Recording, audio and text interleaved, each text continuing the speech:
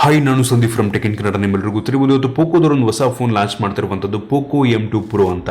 ಇದಕ್ಕಿಂತ ಮುಂಚೆ ಪೋಕೋದವರು ಪೋಕೋ F1 ಲಾಂಚ್ ಮಾಡಿದ್ರು, ಮೋಸ್ಟ್ ಸಕ್ಸಸ್ಫುಲ್ ಫೋನ್ ಅದು. ಅದಾದ ನಂತರ ಪೋಕೋ X2 ಲಾಂಚ್ ಮಾಡ್ತಾರೆ, ಅದು ಕೂಡ ಒಂದು ಒಳ್ಳೆ ಸಕ್ಸಸ್ ಅನ್ನು ಕೊಡುತ್ತೆ.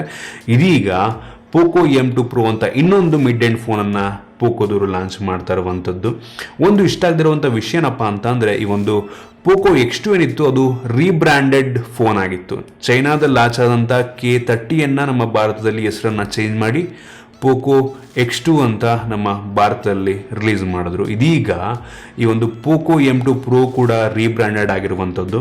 ಚೈನಾದಲ್ಲಿ ಲಾಂಚ್ ಆದಂಥ ಈ ಒಂದು ರೆಡ್ಮಿ ನೋಟ್ 9 Pro ಏನಿದೆ, ಅದೇ ಡಿಸೈನನ್ನು, ಅದೇ ಆಲ್ಮೋಸ್ಟ್ ಸ್ಪೆಸಿಫಿಕೇಷನ್ನ ಕೆಲವು ಚೇಂಜಸ್ ಮಾಡಿದ್ದಾರೆ ಆಯಿತಾ. ಅದೇ ಫೋನನ್ನು ನಮ್ಮ ಭಾರತದಲ್ಲಿ ರೀಬ್ರ್ಯಾಂಡ್ ಮಾಡಿಬಿಟ್ಟು ಪೋಕೋ M2 Pro ಅಂತ ಲಾಂಚ್ ಮಾಡ್ತಿದ್ದಾರೆ. ಸ್ವಲ್ಪ ಸ್ಪೆಸಿಫಿಕೇಷನ್ನ ಚೇಂಜ್ ಮಾಡಿರುವಂಥದ್ದು. ಸೊ ಈ ಒಂದು ಫೋನ್ ಯಾವ ರೀತಿ ಇದೆ, ಏನು ಚೆನ್ನಾಗಿದೆ, ಏನು ಚೆನ್ನಾಗಿಲ್ಲ, ಈ ಒಂದು ಫೋನ ಪರ್ಚೇಸ್ ಮಾಡ್ಬೋದಾ ಅಂತ ನಾನು ನಿಮಗೆ ತಿಳಿಸ್ಕೊಡ್ತಾ ಇದ್ದೀನಿ. ಅದಕ್ಕಿಂತ ಮುಂಚೆ ನೀವು ನಮ್ಮ ಟೆಕ್ ಇನ್ ಕನ್ನಡ ಯೂಟ್ಯೂಬ್ನ ಸಬ್ಸ್ಕ್ರೈಬ್ ಮಾಡ್ಕೊಂಡಿಲ್ಲ ಅಂತಂದರೆ ಈಗಲೇ ಸಬ್ಸ್ಕ್ರೈಬ್ ಮಾಡ್ಕೊಳ್ಳಿ ಮತ್ತು ಬೆಲ್ ಐಕನ್ ಕೂಡ ಕ್ಲಿಕ್ ಮಾಡ್ಬೋದು. ಮೊದಲದಾಗಿ ಒಂದು ಫೋನ ಡಿಸೈನ್ ಬಗ್ಗೆ ಮಾತಾಡಬೇಕು ಅಂತಂದರೆ, ಒಂದು ರೆಫರೆನ್ಸ್ ಸಿಗುತ್ತೆ ನಮಗೆ. ಚೈನಾದಲ್ಲಿ ಲಾಂಚ್ ಆದಂಥ ಈ ಒಂದು ರೆಡ್ಮಿ ನೋಟ್ 9 Pro ರೀತಿಯಲ್ಲೇ ಇರೋದ್ರಿಂದ ಸೇಮ್ ಡಿಸೈನ್ ಹೊಂದಿರುತ್ತೆ ಇದು.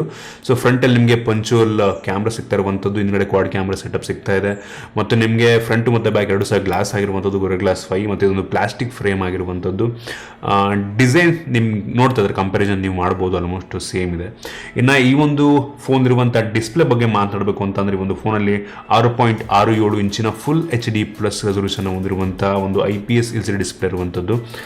ಸೊ ಒಂದು ಒಳ್ಳೆ ವಿಷಯ, ಫುಲ್ HD ನೀಡಿದ್ದಾರೆ ಮತ್ತು 450 ನಿಟ್ಸ್ ತನಕ ನಿಮಗೆ ಇದರಲ್ಲಿ ಬ್ರೈಟ್ನೆಸ್ ಸಿಗುತ್ತೆ. ಸೊ ಅದು ಇನ್ನೊಂದು ಒಳ್ಳೆ ವಿಷಯ. ಇನ್ನು ಪ್ರೋಸೆಸರ್ ಬಗ್ಗೆ ಮಾತನಾಡಬೇಕು ಅಂತಂದರೆ, ಈ ಒಂದು ಫೋನಲ್ಲಿ ಸ್ನ್ಯಾಪ್ಡ್ರ್ಯಾಗನ್ 720 ಪ್ರೋಸೆಸರು, ಸೇಮ್ ಪ್ರೋಸೆಸರ್ ಇರುವಂಥದ್ದು.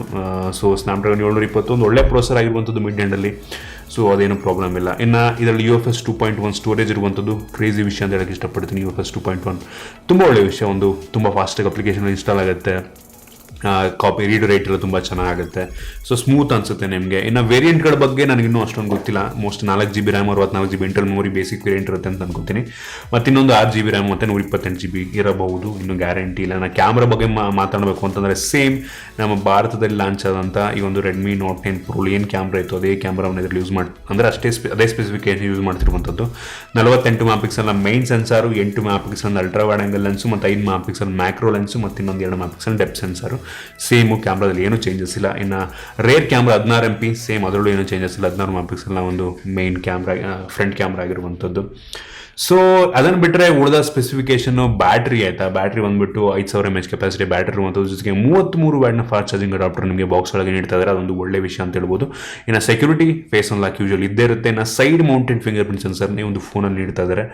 ಸೊ ಇದಿಷ್ಟು ಈ ಒಂದು ಫೋನ ಸ್ಪೆಸಿಫಿಕೇಶನ್. ನನಗನ್ನಿಸ್ದಂಗೆ ಈ ಒಂದು ಫೋನ್ ಸುಮಾರು 14-15 ಸಾವಿರ ಪ್ರೈಸ್ ರೇಂಜಲ್ಲಿ ಲಾಂಚ್ ಆಗಬಹುದು ಅಂತ ಅನ್ಕೋತೀನಿ. 14-15 ಏನಕ್ಕೆ ಲಾಂಚ್ ಮಾಡ್ಬೋದು ಅಂತಂದರೆ, ರೆಡ್ಮಿ ನೋಟ್ 9 Pro 14,000 ಇರುವಂಥದ್ದು ಆಯಿತಾ. ರೆಡ್ಮಿ ನೋಟ್ 9 Pro ನಿಮಗೆ 14,000 ಸಿಗ್ತಾ ಇದೆ. ಈ ಒಂದು ಪೋಕೋ ಸೇಮ್ ಕಾಂಪಿಟೇಷನ್ ಆಗಿಬಿಡುತ್ತೆ. ಸೊ 15,000ಕ್ಕೆ ಒಂದು ಫೋನ್ ಲಾಂಚ್ ಆಗಬಹುದು. ಒಂದೇನಪ್ಪ ಅಂತಂದರೆ, ನೀವು ತುಂಬ ಜನ ರೆಡ್ಮಿ ನೋಟ್ 9 Pro ತೊಗೊಂಡಿರ್ತೀರ ಆಯಿತಾ. ರೆಡ್ಮಿ ನೋಟ್ 9 Pro ತುಂಬ ಜನ ತೊಗೊಂಡಿರ್ತಾರೆ. ಅವ್ರಿಗೆ ಒಂಥರ ಬೇಜಾರು ವಿಷಯ. ಅದನ್ನು ಸ್ವಲ್ಪ ಅಪ್ಗ್ರೇಡ್ ಮಾಡಿಬಿಟ್ಟು, ಒಂದು ಚಾರ್ಜರು ಅದು ಇದು ಸ್ವಲ್ಪ ಅಪ್ಗ್ರೇಡ್ ಮಾಡಿಬಿಟ್ಟು ನಿಮಗೆ ಪೋಕೋ M2 Pro ಅಂತ ಲಾಂಚ್ ಮಾಡ್ತಾಯಿದ್ದಾರೆ. ರೆಡ್ಮಿ ನೋಟ್ 9 Pro ತೊಗೊಂಡವ್ರಿಗೆ ಫುಲ್ ಒಂಥರ ಸ್ಯಾಡ್ ನ್ಯೂಸು, ಬೇಜಾರು ಅನಿಸುತ್ತೆ ತುಂಬ ಜನಕ್ಕೆ. ಈಗ ಸ್ವಲ್ಪ ದಿನದಲ್ಲಿ ತೊಗೊಂಡು ನಾವು ರೆಡ್ಮಿ ನೋಟ್ 9 Proನ ಸ್ವಲ್ಪ ವೆಯ್ಟ್ ಮಾಡಿದ್ರೆ ಇದನ್ನ ತೊಗೊಬೋದು ಅಂತ ಎಷ್ಟು ಜನಕ್ಕೆ ಅನ್ನಿಸ್ಬೋದು. ಸೊ ಏನು ಹೊಸದಿಲ್ಲ ಈ ಒಂದು ಫೋನಲ್ಲಿ, ಸೇಮ್ ಅದೇ ಫೋನ್ನ ಹೆಸರು ಚೇಂಜ್ ಮಾಡಿದ್ರು ಅಷ್ಟೇ. ಸೊ ಅದೇನು ಯೋಚನೆ ಮಾಡ್ತೀರ ಅಂತ ಗೊತ್ತಿಲ್ಲ ಅವರು. ಅವ್ರ ಫೋನಿಗೆ ಅವರೇ ಕಾಂಪಿಟೇಷನ್ ಕೊಡೋ ರೀತಿ. ರೆಡ್ಮಿ ನೋಟ್ 9 Pro ಇದೆ ಈ ಕಡೆ, ಆ ಕಡೆ ಮ್ಯಾಕ್ಸ್ ಇದೆ, ರೆಡ್ಮಿ ನೋಟ್ ಮ್ಯಾಕ್ಸ್ ಇದೆ, ಇದ್ರ ಮಧ್ಯದಲ್ಲಿ ಇದನ್ನು ಕೂರಿಸ್ತಾ ಇದ್ದಾರೆ. ಸೊ ಇದು ಈ ಪ್ರೈಸ್ಗೆ ಒಂದು ಒಳ್ಳೆ ಫೋನ್ ಆಗಿರುವಂಥದ್ದು. ಅದನ್ನು ಮಾತ್ರ ಹೇಳೋದಕ್ಕೆ ಇಷ್ಟಪಡ್ತೀನಿ. ಒಂದು ಒಳ್ಳೆ ಫೋನು, ಒಂದು ಒಳ್ಳೆ ಸ್ಪೆಸಿಫಿಕೇಶನ್ ಹೊಂದಿರುವಂಥ ಫೋನು. ಸೊ ನೀವು 14-15 ಸಾವಿರವನ್ನು ಈ ಒಂದು ಫೋನಿನ ಆರಾಮಾಗಿ ಕೊಡ್ಬೋದು ಅಂತ ಅನ್ಕೋತೀನಿ. ಸೊ ಅದನ್ನು ಬಿಟ್ಟರೆ ಈ ಒಂದು ಫೋನ್ ಅಂತೇನು ತೊಂದರೆ ಏನೂ ಇಲ್ಲ, ರೀಬ್ರ್ಯಾಂಡೆಡ್ ಅನ್ನೋದು ಬಿಟ್ಟರೆ. ಸೊ ಏನಕ್ಕೆ ರೀಬ್ರ್ಯಾಂಡ್ ಮಾಡ್ತಾರೆ ಅಂತ ನಿಮ್ಗೆ ಹೇಳಬೇಕು ಅಂತ ಅಂದರೆ, ನೋಡಿ, ಒಂದು ಹೊಸ ಫೋನನ್ನು ಫುಲ್ ಡಿಸೈನ್ ಮಾಡಿಬಿಟ್ಟು ಅದಕ್ಕೆ R&D ಮಾಡಿ ಅದಕ್ಕೆ ಪ್ರೊಡಕ್ಷನ್ನ ಶುರು ಮಾಡಬೇಕು ಅಂತಂದರೆ ತುಂಬ ಕಾಸ್ಟ್ ಜಾಸ್ತಿ ಆಗುತ್ತೆ. ಸೊ ಪೋಕೋದ ದುಡ್ಡನ್ನೆಲ್ಲ ಉಳಿಸೋದಕ್ಕೋಸ್ಕರ ಏನು ಮಾಡ್ತಾರೆ ಅಂತಂದರೆ, ಆಲ್ರೆಡಿ ಡಿಸೈನ್ ಆಗಿರುವಂಥ ಫೋನ್ನ ತಗೋತಾರೆ. ಆಲ್ರೆಡಿ ಅದಕ್ಕೆಲ್ಲ ಪ್ರೆಸ್ ಗಿಸ್ ಎಲ್ಲ ಇರುತ್ತೆ, ಆಲ್ರೆಡಿ ಬೋರ್ಡ್ಗಳೆಲ್ಲ ಇರುತ್ತೆ, ಆಲ್ರೆಡಿ ಎಲ್ಲದು ಲೈನಪ್ ಇರುತ್ತೆ ಅದಕ್ಕೆ. ಸೊ ಅಡಿಷ್ನಲ್ ದುಡ್ಡು ಖರ್ಚು ಮಾಡೋ ಅವಶ್ಯಕತೆ ಇಲ್ಲ ಅದಕ್ಕೆ. ಸೊ ಇರೋದನ್ನೇ ಹಾಕ್ಬಿಟ್ಟು ಒಂದು ಪೋಕೋ ಅಂತ ಇನ್ನೊಂದು ಹೆಸರಲ್ಲಿ ಲಾಂಚ್ ಮಾಡ್ತಾರೆ ಅಷ್ಟೇ. ಅದು ಅವಶ್ಯಕತೆ ಏನಿದೆ ಅಂತಲೂ ಗೊತ್ತಿಲ್ಲ ಆಯಿತಾ. ರೆಡ್ಮಿ ಇದರಲ್ಲಿ ಲಾಂಚ್ ಮಾಡೋದು ಆಗ್ತಿತ್ತಪ್ಪ. ಸೊ ಇದು ನನ್ನ ಒಪಿನಿಯನ್ನು. ಸೊ ನಿಮ್ಗೇನು ಅನ್ಸುತ್ತೆ ಇದ್ರ ಬಗ್ಗೆ ಕೆಳಗಡೆ ಕಾಮೆಂಟಲ್ಲಿ ತಿಳಿಸ್ಬೋದು. ನಿಮಗೆ ಈ ಒಂದು ವಿಡಿಯೋ ಇಷ್ಟ ಆಗಿದೆ ಅಂತ ಅನ್ಕೋತೀನಿ. ಇಷ್ಟ ಆಗಿದ್ರೆ ದಯವಿಟ್ಟು ಲೈಕ್ ಮಾಡಿ, ಶೇರ್ ಮಾಡಿದ ರೀತಿ ನಮ್ಮ ಬೇರೆ ಬೇರೆ ವಿಡಿಯೋಗಳಿಗೆ ನಮ್ಮ ಟೆಕ್ ಇನ್ ಕನ್ನಡ ಟಿಪ್ಸ್ನ ಸಬ್ಸ್ಕ್ರೈಬ್ ಮಾಡ್ಕೊಂಡಿಲ್ಲ ಅಂತಂದರೆ ಸಬ್ಸ್ಕ್ರೈಬ್ ಮಾಡ್ಕೊಳ್ಳಿ ಮತ್ತು ಬೆಲ್ ಐಕನ್ ಕೂಡ ಕ್ಲಿಕ್ ಮಾಡ್ಬೋದು. ಸಿಗೋಣ ನಮ್ಮ ವಿಡಿಯೋದಲ್ಲಿ.